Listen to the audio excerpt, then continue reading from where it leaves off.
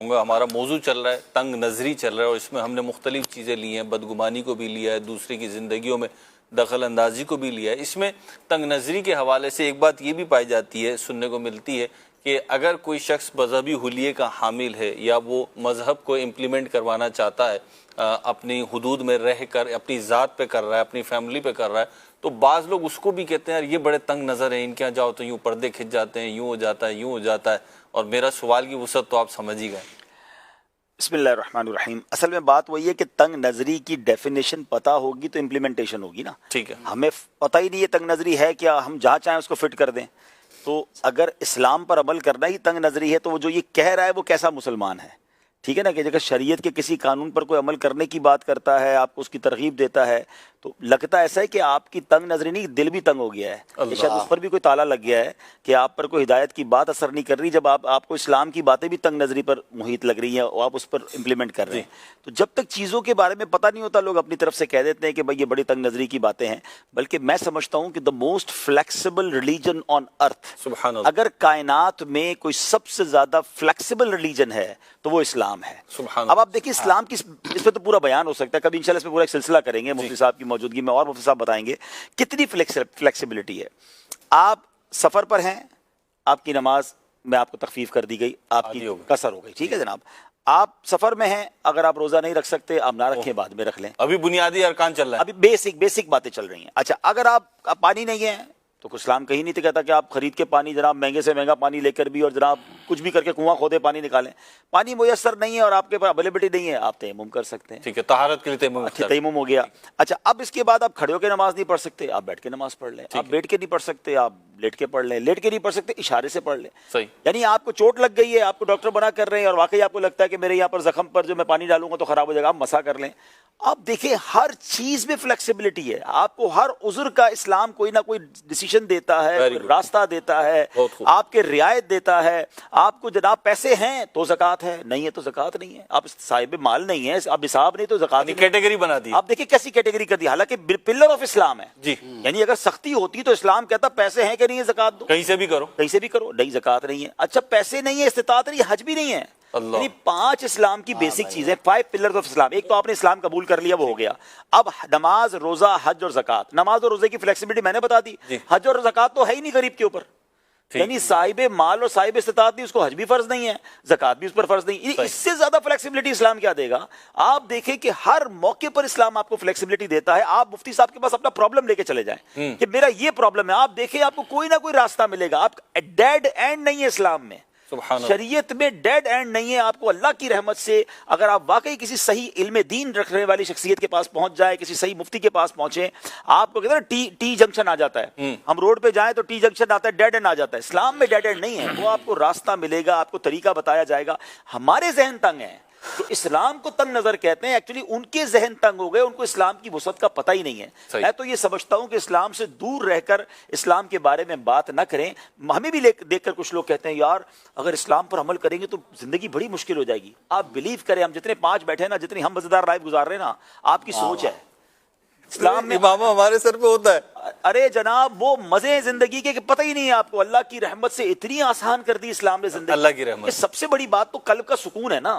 اگر آپ نماز نہیں پڑھ رہے اور آپ کو لگتا ہے نماز پڑھنے سے میں پھنس جاؤں گا اور بڑی مشکل ہوگی، آپ یقین کریں جو نمازی ہیں ان سے پوچھیں، وضو کرنے کے بعد جو ریلیکسیشن ملتی ہے، ساری فکریں، ساری تھکن ایسا لگتا ہے کہ سائڈ پہ رکھ دی ہے۔ ایسا ہی آپ ساری رات جو لوگ جا کر سکون تلاش کر رہے ہیں، کبھی رات کو اٹھ کر تہجد کی 2 رکعت پڑھ کر آنسو بہانے میں سکون دیکھ رہے ہیں، اور مومنٹم بن جاتا ہے۔ آپ بلیو کریں بندے کو لگتا ہے اللہ کی بارگاہ میں پہنچ گیا ہوں، میری بات وہاں پہنچ گئی ہے، میرے مسئلے حل ہی ہونے ہیں۔ تو دعا کا جو لطف ہے، جو درود پاک کا لطف ہے، جو ذکر و اذکار کا لطف ہے، پھر اسلام میں چونکہ فلیکسیبلٹی اتنی ہے، لوگ سمجھتے ہیں جو مولوی لوگ ہوتے ہیں نا، یہ نہ انجوائے کر رہے ہوتے ہیں، نہ ان کی فیملی بھی بڑی مشکل میں گزار رہی ہوتی ہے، سانس بھی نہیں لے دے رہے ہوتے، ان کو اندازہ ہی نہیں ہے اسلام نے نہ خوشیوں کا منع کیا ہے، بلکہ ہماری شریعت تو یہ کہتی ہے تم میں بہترین وہ ہے جو اپنے گھر والوں کے ساتھ بہترین ہے۔ میں تو سمجھتا ہوں جو مذہبی لوگ اپنے گھر والوں کو فلیکسیبلٹی اور پیار دیتے ہیں اور جو ان کو خوش رکھتے ہیں، اگر واقعی وہ مذہبی ہیں، اگر جو نہیں ہیں تو چند لوگوں کی وجہ سے آپ پورے اسلام کو کرٹیسائز نہیں کر سکتے، وہ بھی سو کالڈ۔ ہاں، جس نے شریعت پڑھی ہے، جس نے حدیث پڑھی ہے، اس نے یہ پڑھا ہے کہ میرے آقا علیہ الصلوۃ والسلام فیملی کے ساتھ کیسے وقت گزارا کرتے،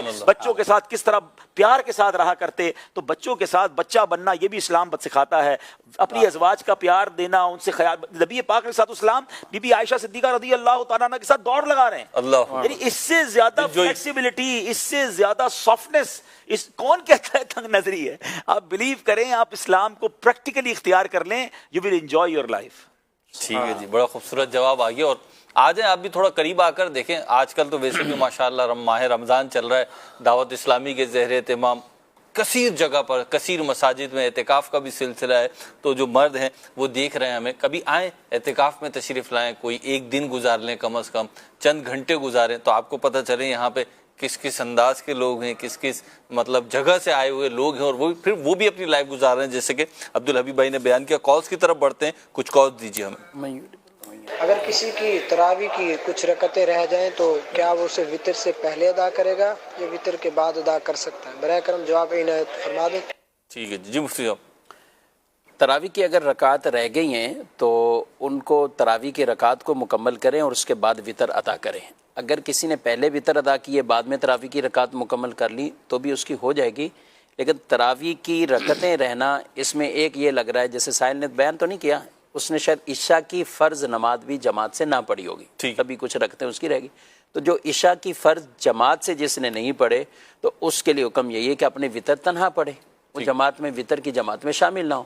تو لہذا پہلے اپنی وہ تراویح کی رکعت پڑھ لیں اور پھر اپنے وہ آخر میں وتر ادا کرے. لیکن اس کا برعکس بھی کسی نے کیا تو نمازیں ہو جائیں گی. یعنی مجھ سے اگر کسی نے عشاء کی نماز جماعت سے نہیں پڑھی اور وتر میں شامل ہو گیا تو بھی درست ہے, اور اگر ہو جائے گی. لیکن اس میں ہمارے دارالتعلیم سنت سے بھی فتویٰ یہ ہے کہ بہتر یہی ہے کہ وہ تنہا پڑھے, شریک. اور اگر وتر پڑھ لی اس نے اور تراویح اس کی باقی تھی پھر بھی ہو جائے گی, پھر بھی ہو جائیں گی. یعنی وتر کے بعد بھی تراویح پڑھ وتر کے بعد بھی پڑھ. اچھا مفتی صاحب, یہ سونے پر بات ہوئی تو ایک میسج آیا ہے کہ بچی کی منگنی ہوئی ہے اور منگنی میں اس کو سونا ملا ہے, یا بعض اوقات نکاح ہو جاتا ہے رخصتی نہیں ہوئی ہوتی, اس میں سونا ملا ہے. تو ان دونوں صورتوں میں وہ بچی کی ملک ہے, اس کو زکوٰۃ دینی ہوگی یا ابھی اس کی ملک نہیں ہے؟ دیکھیں جو چیزیں تو باقاعدہ اس کو دے دی گئیں, منگنی میں بھی ہمارے ہاں تحفے تحائف کے طور پر جو چیزیں دی جاتی ہیں تو وہ اس کو ملکیت میں ہی دیا جاتا ہے, اس کو باقاعدہ مالک بنایا جاتا ہے. تو تبھی تو وہ اس کو استعمال کر رہے ہیں, یہ سب چیزیں کرتے ہیں. تو جو اس کا مالک ہے وہی اس پر زکوٰۃ بھی ادا کرے گا. اب سسرال کی طرف سے اگر بالفرض کسی نے زیورات دیے اور اسے مالک نہیں بنایا تو پھر ان سے پوچھا جائے گا کہ آپ نے صراحت کی تھی کہ ہم نے فقط استعمال کے لیے دیے ہیں. یعنی کیسے سسرال سے پوچھیں گے کہ آپ نے مالک بنایا نہیں بنایا؟ اب وہ نہیں پوچھ سکتے تو اب وہ مالک ہیں یا نہیں ہے؟ اصل تو یہی اسی کا دار و مدار اسی میں بالفرض منگنی خلاصہ یہ کہ وہ تو پھر احکامات اس میں آگے ہوتے ہیں, یہ کہ گفٹ جو آپس میں لین دین کر کے پھر اس میں واپسی لیتے ہیں, کون سی صورتیں جس میں تحفہ دیا ہوا لینا واپسی جائز بھی ہے یا نہیں ہے, اور جس کا بدل لے لیا یا جو چیز آگے ویسی ضائع ہوگی ختم ہوگی جس کو ہم استعمال کر چکے ہیں تو اس کو واپسی لیا بھی نہیں جا سکے گا. نارملی ہوتا تو ایسے ہی مفتی صاحب کہ منگنی اللہ نہ کرے ٹوٹ جائے تو لوگ کہتے ہیں ہمارا سونا واپس کرو, تو پھر کیا ہوگا؟ ان لوگوں کو یہ احکامات سیکھنے چاہیے کہ اب یہ واپسی ہمارا تقاضا درست بنتا ہے کہ نہیں بنتا. یہ تقریباً اس میں گناہ شامل ہوتا ہے کہ جو تقاضے کر رہے ہوتے ہیں. اچھا گفٹ کے بھی دیکھیں, یہاں تو منگنی ہوئی ہے, عام بھی کسی کو تحفہ دیا ہے, عام بھی تحفہ دیا ہے, اور تحفہ دے کر اسے واپسی لینا جسے روایت میں ایک بہت سخت تشبیہ سے بیان فرمایا گیا کہ تحفہ دے کے واپسی لینے والے کو جو درمیان کیا. مسئلہ یہ سمجھ آیا کہ منگنی میں جو اگر تحفہ دیا تو وہ واپس ٹوٹنے پر نہیں لے سکتے. واپسی ٹوٹنے پر ایک ہے اس کا تقاضا کرنا, اور ایک کچھ رجوع کے اگر مانے نہیں کوئی ایسی چیز پائے گی تو اس میں رجوع کر لیا تو وہ واپسی تو ہو جائے گا, لیکن ہر صورت گناہ سے جو ہے وہ خالی نہیں ہوگی. اس کا مطلب یا تو پہلے سے بتا دے, اب یہ کون بتائے گا کہ بھائی دیکھو شادی ہوئی تو یہ آپ کا ہے, اگر نہیں ہوئی ٹوٹ گئی تو واپس دینا. یہ اصل میں مفتی اگر اس میں تقاضا تو نہیں کیا, لیکن ظاہر سی بات ہے جب اس طرح کا کوئی حادثہ ہوتا ہے کہ رشتہ ختم ہو رہا ہے, منگنی ختم ہو رہی ہے, تو یہ اتنی محبت اور اپنائیت سے تو ختم نہیں ہوتی, کچھ ایشوز ہوتے ہیں جبھی ختم ہوتی ہے, تو پھر وہ چیزیں رکھنا بھی نہیں چاہتے ایک دوسرے کی, وہ چیزیں واپس ہی کرنا. ٹھیک ہے, بامی رضامندی سے دونوں طرف سے یہ رضا کہ آپ ہمارے دے دیں اور ہمارے آپ دے دیں, ٹھیک ہے, تو یہ یوں کر رہے ہیں تو یہ تو کر سکتے ہیں, یا دونوں کی رضامندی آ چکی. ٹھیک ہے. تیسری بات اس میں ہوتی ہے کہ قاضی ان کے درمیان فیصلہ کر دیتا ہے, ٹھیک ہے, لیکن بعض صورتیں اس کی ہوتی ہیں, بلکہ اکثر کہیں تو گناہ والی صورتیں ہیں اس میں. اچھا یہ تو منگنی کی بات کی, ہمارے تو شادی ہونے کے بعد بھی یہی سوال, میاں بیوی جو نکاح ہو چکا ہے یہ تو ویسے ہی اس جو موانع بیان کیے ہیں کہ یہاں گفٹ واپس لیا ہی نہیں جا سکتا. باپ نے بیٹے کو دیا, بیٹے نے باپ کو دیا, جہاں صلہ رحمی کی ایک محبت حاصل ہو چکی ہے اس گفٹ سے, اب اس کو واپس جان لیا ہی نہیں جا سکتا. اسی طرح کچھ اور قرابت کے رشتے اور ان میں میاں بیوی کا رشتہ ہے کہ یہاں پہ ایک دوسرے سے انہوں نے جو گفٹ تحفے تحائف دیے ان کا واپسی رجوع کرنا یہ گناہ کا کام ہے, جائز نہیں. جہیز جو ہے کیا ہوگا؟ جہیز تو بیوی کی ملکیت ہے. اچھا, جہیز تو جس کا ہے وہ تو اسی کی ملکیت ہے. بیوی اپنے گھر پہ برتن لے گئی, فرنیچر لے گئی, طلاق ہوئی تو ٹرک بھر کے واپس لے جائے گی؟ جی وہ تو اس کی ملکیت. اچھا, اس کا ہی ہے جہیز, اس کے ملکیت. شوہر کی ملک نہیں کیا یا شور کو ہوتا ہی نہیں ملکیت. اچھا بالکل, جہیز تو ایسا نہ کرے مفتی صاحب, پھر گھر والے استعمال نہیں کرنے دیں گے, ساڑھی ملکیت ہے. بعض اوقات کہہ دیا جاتا ہے میرا سب کچھ تمہارا, تمہارا سب کچھ میرا. وہ تو سب ہو گیا, میرا سب کچھ تمہارا. مطلب آپ تو فرما رہے ہو جہیز استعمال نہیں کرنے یہ تو آپ جہیز والے تو استعمال نہیں کرنے دیں گے پھر گھر والے. مطلب اگر آپ کہتے ہیں اگر عورت کی ملکیت ہے تو ہم بھی تو استعمال کرتے ہیں. نہیں تو ملکیت ہے تو استعمال کی اجازت ہوتی ہے, دوسرے کی ملکیت استعمال کرنے میں, جیسے گھر میں وہ لائی اس لیے ہے. اب یہاں پہ گستاخی معاف, یہاں پہ جہیز کا مسئلہ بیان ہو رہا ہے تو شادی کا جہیز کتنے عرصے تک چلے گا؟ پھر شوہر بھی تو بنوا کے دیتا ہے نا عبدالحبیب بھائی, وہ بھی اپنی مرضی سے استعمال کرنے کی بعض گھروں میں اجازت نہیں ہوتی, گھر پہ حکمرانی کسی اور کی ہوتی ہے. کچھ بھی ہو جائے گھر والوں کا آپ سب استعمال کر لیں, برتن اگر آپ باہر لے گئے نا وہ آپ نے واپس لانا ہے. وہ گلاس کدھر گیا, وہ چمچ, ارے بھائی اتنی ساری چیزیں دلا دی کہ کیا خاص بات ہے, عورتوں کو برتن کے بغیر نہیں چلتا. برتن آپ کہیں بھول گئے نا وہ واپس بھیجے بھائی. آپ اس میں بڑی تنگ نظری ہوتی ہے مفتی صاحب, یہ کیا مسئلہ ہے؟ بلکہ آپ سوال نہیں کریں عبدالحبیب بھائی, بات کریں, آپ سوال نہیں کریں, آپ تو جواب دیں. وہ سب چیزیں آپ بھول جائیں برداشت ہے, وہ برتن چاہیے واپس. وہ میرا سیٹ خراب ہو گیا, جی 2000 کا کھانا جس 200 روپے کے ڈبے میں گئے نا, وہ 200 روپے کا ڈبا واپس چاہیے. تھوڑا بہت فلیکسیبلٹی اس میں بھی رکھنی چاہیے نا, اگر رہ گیا کہیں تو معاف کر دیں, بھی ختم کریں چیپٹر کو. اچھا اب آگے برتن آگے کسی کے بھی گھر ہے, دیکھیں یہ چیزیں عام طور پہ نوٹ کی جاتی ہیں اور ہر آدمی کو خیال کرنا چاہیے. بعض خاندان میں تو بہت اچھا انداز ہے کہ برتن میں کوئی چیز بھیجی ہے تو واپسی برتن میں خالی نہیں آئے گا, اس میں بھی کچھ آئے گا. یعنی واپسی اگر اس نے آنا ہے تو وہ بھی کچھ نہ کچھ ان کو بھیجتے ہیں. اس کے بھی یہ بھی ٹھیک ہے انداز. اب تو میرا خیال ہے وہ برتن تو آج سب اب رہ نہیں ہیں. اب جتنے بھی کھانے ہیں تو عام طور پہ جو نارمل برتن ہوتے ہیں لوگوں کو پتہ ہے کہ یہ واپسی آنے والے ہے نہیں ہے, چھوٹے چھوٹے ڈبے ایسے سستے آ گئے ہیں. مفتی صاحب مجھے لگ رہا ہے آپ کو بعض نعمتیں اضافی طور پہ حاصل ہے. کیا چیز؟ نہیں تو ڈبوں والا سین جو ہے نا یہ جاری ہے ابھی بھی.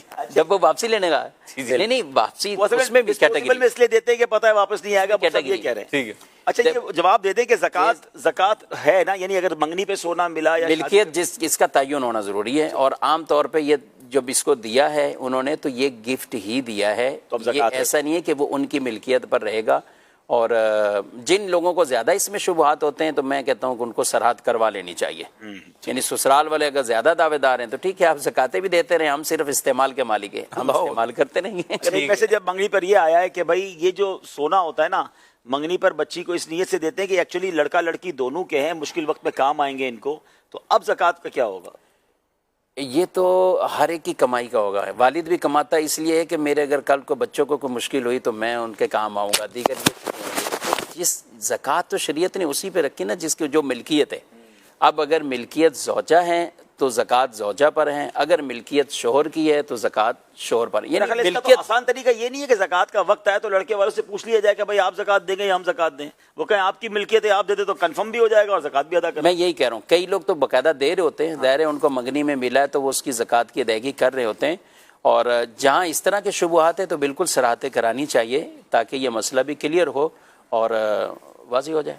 باقی جہیز کے سامان کو استعمال کرنے میں جتنا ہمارے ہاں معروف طریقہ ہے, عرف جتنا ہے صحیح, اس میں بالکل اجازت ہے, اور دلہن سے یا بہو سے اجازت لینے کی بھی ضرورت نہیں, لیکن جتنی اجازت ہے. صحیح, نارمل گھر میں کھانے پینے میں کوئی ایسا نہیں ہوتا کہ کوئی بہت اچھے برتن کسی کے اٹھا کر نکال لے اور یہ ہم استعمال کریں گے. کئی گھروں میں اس طرح کی بھی بعض اوقات مسائل ہو جاتے ہیں کہ بھی نارمل کھانا پینا تھا اور بہو اپنے میکے گئی ہے, پیچھے پتہ چلا کہ اس کا سارا کچھ نکال کے استعمال کر لیا. یہ جوائنٹ فیملی میں تو پرابلم ہوتا ہے, لیکن شوہر تو کھا سکتا ہے نا جتنی اجازت ہے, اور جو اس طرح ہے تو اس میں کیا ہے, شوہر کو کیا مانتے. مفتی اب کالز لے لیتے ہیں تاکہ کچھ وسعت کی بھی باتیں